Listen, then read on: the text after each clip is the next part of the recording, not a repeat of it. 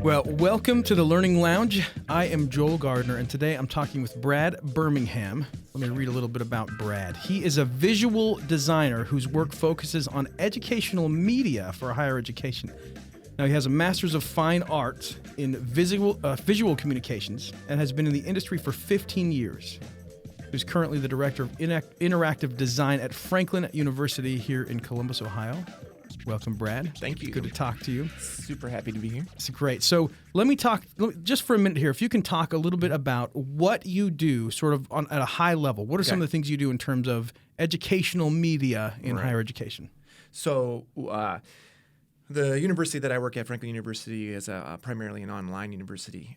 So our students, while we do have face-to-face courses here, a lot of our students are taking their courses online.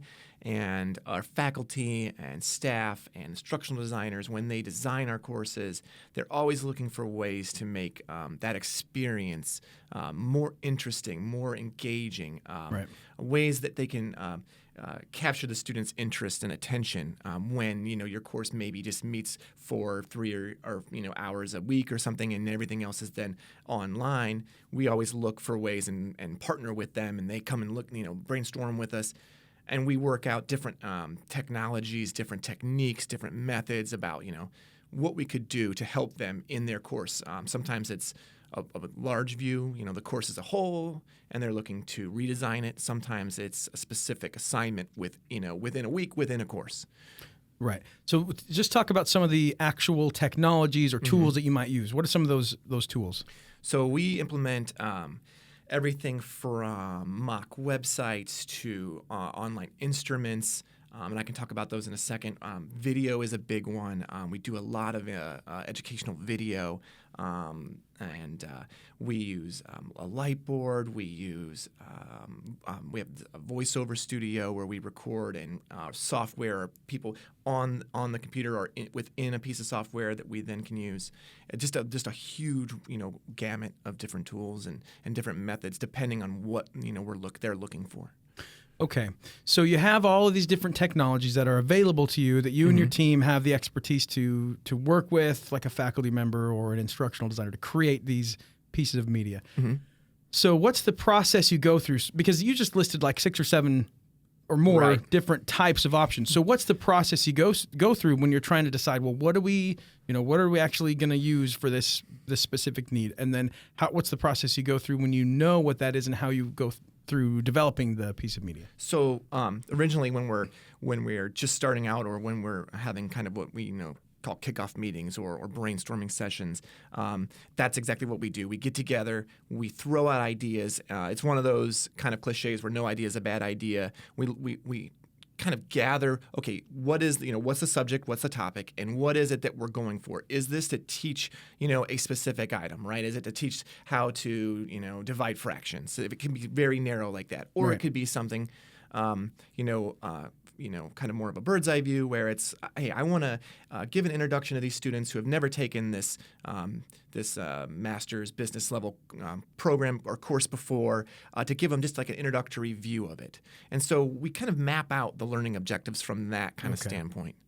Yeah. Well, go ahead. So you're basically trying to figure out what the content is and what they want the student to be able to understand. Yeah, or to do. Exactly. Because if you don't do that, and if you don't do that early, then what happens is you'll end up spending not only the faculty, professor, content matter experts' time, just to find out weeks later, hey, this what we're making or what we're building is super neat or it's cool, but that's not really what the students are going to write. And then you have to kind of start over. So really understanding the beginning is the most important part. And then checks along the way. But getting that beginning, everybody agreeing on when a student, in this case, is done using this tool or this game or watching this video, what is it that they're supposed to take away or do with it? And that also goes along with, like, how will it be used in that course? Okay, that makes sense. So there's kind of two pieces. So I'm an instructional designer, and I call that the analysis. We're trying to figure out what are the learning needs, what do we want them to be able to do when they finish watching this piece of media or whatever it is, right? But then the second part is how does it fit within the course? So those are two good things. Right. I would call that the analysis part, or you're just gathering information, whatever you want to call it. But so what's next? So you analyze, figure out what the needs are. Then what's your next thing? We'll storyboard it out if it's a video, and sometimes those are extremely simple. Sometimes, depending on the type of video, if it's going to be a longer one, they can be more in depth, where we'll actually show drawings of the scenes. It can the simple kind of example would be more of an outline. If it's more of an interactive piece, a game, a simulation, an online kind of instrument, I will create like a wireframe, a mock-up. We'll conceptualize it that way, because you can draw that on a whiteboard and all you want, but a lot of people who aren't maybe on the visual side, or they aren't visual thinkers, they'll think they get it, and then again, too late in the process, we'll realize that that's not what they were thinking. And so we make sure that we kind of say, okay, this is just a really rough kind of conceptualization mock-up of it, where I won't use any color. We won't put any final scripts or dialogue or words in it. Just enough to make them go, yeah, that's a good idea, or that's what I was thinking. So the kind of confirmation for us before we move on to really diving deep in building it. Okay, so you pick the medium, right? Oh, this is going to be a video, or this is going to make a little game or something. Okay, so you pick the medium, and then you start to storyboard it, or you said wireframe, which I interpret that as like a sort of a functioning prototype of whatever it is, even though it's hardly, just barely put together to get, so that they can give feedback and say, oh yeah, that's what I was thinking, except for this. Yep. Okay, all right. Yep. Okay, so it's sort of iterative, right? So you show them this really, really high level sort of rough version, and then you go back and build some more. Yeah, we go back and forth. If it's complicated, a lot of times I'll set up like weekly check-ins, maybe bi-weekly. Other times, it's one of those things where we'll show 25% of the way through, 75% of the way through, and then it's all right, we're good to go, and we'll give it to you when we're finished. With that process, every faculty member or staff member that we deal with is different, and the more you've worked with certain ones, you kind of understand what they like. Some really want to be kept up, and some are more like, I trust you, I know you've done this before, so once we show them maybe halfway through, then they're like, that's fine, go ahead and finish it, But we also need them, depending on the type of project, for the material itself, because we aren't the content experts, right? We're the visual designers, interactive designers, videographers, but we need them to provide us either throughout the process or at the beginning, almost like a script, a document, some sort of a thing that we can reference when we say, okay, now it's time to put the material into these wireframes. We need what's really going to be said, because they're the ones who know the content inside and out, and they're the ones that we want to make sure that when it's all said and done, they're the authors of it and not us. Great. So how do you know when you're done, when you're finished with this process? Well, usually that's not too complicated. Usually, we run after we say, okay, like we think we're done. We show it to them. They view it, and usually it's either like one last minute revisions or something, or it's looks good, and then it's a matter of where's this thing going to live, online, and what course, where is it going to go in the course, and we've already had those conversations typically, or the instructional designers had those conversations with their content editor, and so a lot of times we get it done and we'll hand it off to whoever it is that's going to implement in the learning management system. Okay, great, very cool. So there's a lot of parallels with the way you approach that with how I would approach like designing a piece of instruction, a course or something like that. Analyze, then you start to develop things, you get feedback as you go, you flesh it out until you feel like you have a good finished product, you get the final approvals, then you implement, right? Okay. And I'm assuming in you may even have that be in a course for a semester or two, and then go, the feedback I'm getting from students is good, but here's something we could do better. Or, I love that, but the way I've decided to teach this course is this would make more sense divided into 2 weeks instead of one. Like I want to show half of this thing, during 1 week and half the next. And so a lot of times we will go back not too long after the original is, quote unquote finished, and we will tweak it in that sense. Okay. So if you were to say, I mean, you've been doing this for a long time. How many years have you been About building? 15 years. 15 years you've been building educational media for higher education specifically. What would you say are the top few key things that someone should do when they're working on building a piece of media for higher ed, for a higher ed course? Number one, and this is the thing that I always have to kind of remind faculty members that who are super gung-ho and they're super excited about their project, and rightfully so, that the first thing we have to just keep in mind, and then keep in mind the whole process, is the student. Because we can get, I can get excited, my team can get excited, the faculty members can get excited, and next thing you know, we took something that should have been maybe 5 minutes of the student's time, maybe 10 minutes of the student's time, and now we've turned it into something that's going to take them 30 minutes. Yeah. And we all love it, and it's so great, and now it's hard to start saying, let's pare that back. Yeah. So constantly reminding them, we can do that. That's a great idea. But should that be a separate thing? Should that be a different video or a different interactive piece? Because we're looking now at the students, like how long it's going to take them. And so that would be the first thing that comes to my mind. So keep the student in mind and design for their specific needs. Okay, yeah, I like that. Exactly. Sorry. So you mentioned the faculty member, though. Mm-hmm. And so what are some other obstacles you run into when you're working with faculty? Sometimes they want to put everything in there because they're so excited. What else? Want to put everything in there because they're so excited. Another thing would be they start out super gung-ho about it, and we map it all out, and we say, okay, we're going to do this, we're going to do that, we're going to do this. And, we have some meetings scheduled, and, but they have a course coming up that they have to also design. And so now, it's very easy for them to start slipping a little bit on their end of the bargain, right? Their deadlines. Okay. Because like I said, I want them to be the authors and the content experts in it. Because it lends credibility too when you say, sure, this was made by Professor, John Smith. But if they don't have the time commitment, a lot of times we'll start something and then we'll end up finishing it eventually, but it wasn't maybe ready for the next semester when they wanted it originally because depending on the project, it can take a little longer than they were originally thinking. So faculty members certainly have a lot of competing priorities, right? So that's just something you have to manage. But it sounds like basic project management and follow-up and a gentle but professional nudging to let them know, okay. Yeah. Okay. Well, yeah, and you want to walk that fine line because I want the process to be fun for them too, and I want them to, after we're finished, go, that was collaborative and it was interesting, and I want them to come back. I want them to come back for more, and approach me when they see me in the hallway or email me, and not feel like, well, the last time I did this thing, it turned into this. It got bigger than I thought, and then they were asking me where my scripts were for this video or whatever. Brad wouldn't leave me alone. Yeah. He just kept bugging me. Yeah, and that can't, because so I have to walk that fine line when I'm managing these types of works. Is like, how much do I bug them, and how much do I say, hey, why don't we put this on hold for a minute? We'll do it next semester with you because this is how far we got, but we need a little bit more commitment on your end to meet with us every 2 weeks to just touch base, even if it's 30 minutes. Right, because you're trying to preserve the relationship, right? Because we know this is a long-term thing. It's not like we're coming in for a contract and this is the one thing we're doing, we're going to power through, right? There's some of the faculty you were working with literally 15 years ago, you still work with now.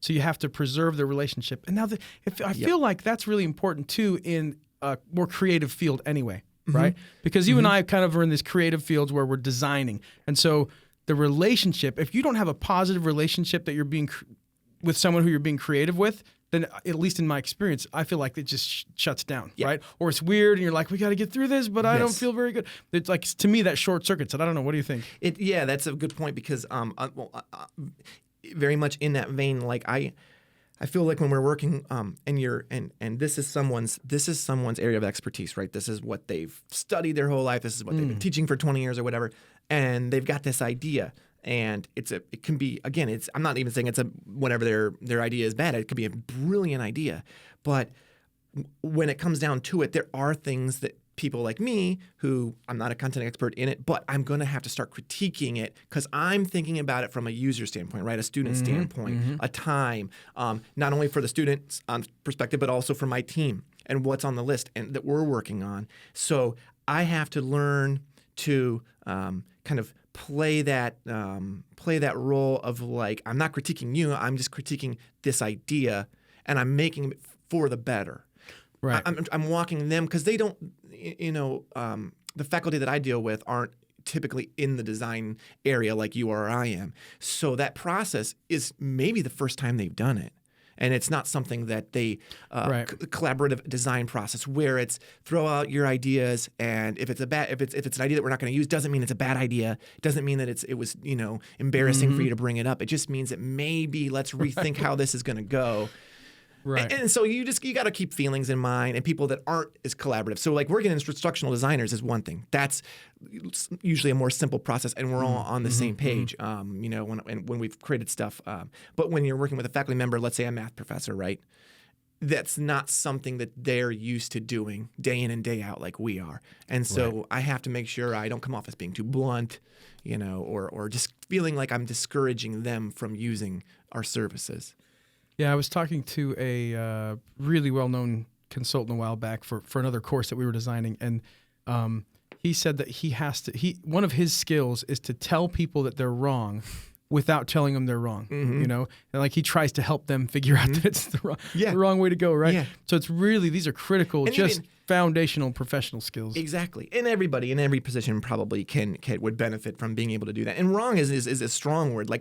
Usually it's not even that they're wrong. Right. It's more like that would be great in this circumstance, but for what you're really asking us for here, with this game, this educational game, is you're more looking for something that you want students to take and use for a study tool to use repetitively. So if you want them to run through it, 5 times, 7 times, well, let's not make it take 30 minutes every time they run through it. Let's think of what are the key concepts and make something that you would want to play 4, 5, 6, 7 times to use repetition to learn and grind it into your memory. So those are the type of things where it's not even that it's wrong. It's just that, hey, there might be a better solution. And since I've done this for, and made for so many different subjects and, in years, that maybe I can come out and give them a little bit of a nudge in the right direction. Right. You said grind it into their memories. Like, I'm going to grind this. Like, is that a profound? I don't know if that's like a learning design. Yeah, anyway. Any students that are listening are like, oh, God, I don't want to take anything this guy's ever made.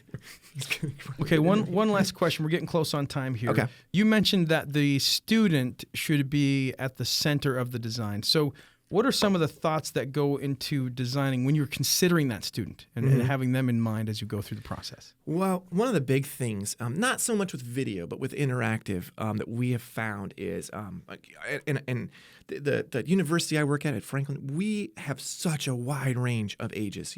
Everything from early 20s to late 40s, late 50s. I believe our average student is around 33 to 35 years old. Right. So it's one of those things where when you're designing an interactive tool, it could be a game, it could be a simulation, it could be kind of like a survey that they fill out, and then it graphs their results, and then they use those results and they compare it to classmates and they discuss it with their instructor. The interface is more so than ever. The importance on it is more so than ever for it to be intuitive, simple. When you download something for entertainment, right, on your phone, if you don't like it, you don't have to play it. You thought it'd be fun, it wasn't. You didn't like the controls, they were janky. I'll move on. I want to install it. Right now, nobody wants their design to be like that. But if it did, okay, it's no skin off your back. But with our tools, and they're for a course, and it's mandatory, right? It's part of their program. Right. So I take really seriously the idea that I need to design this for someone who maybe has never used a smartphone, who's not familiar with the way general design principles work online. Right. I keep all those in mind, but at the same time, I have to make things so that I don't get feedback coming back at me like, 2 out of the 20 people in this course, never made it past halfway in this thing because they couldn't find whatever button they were looking for.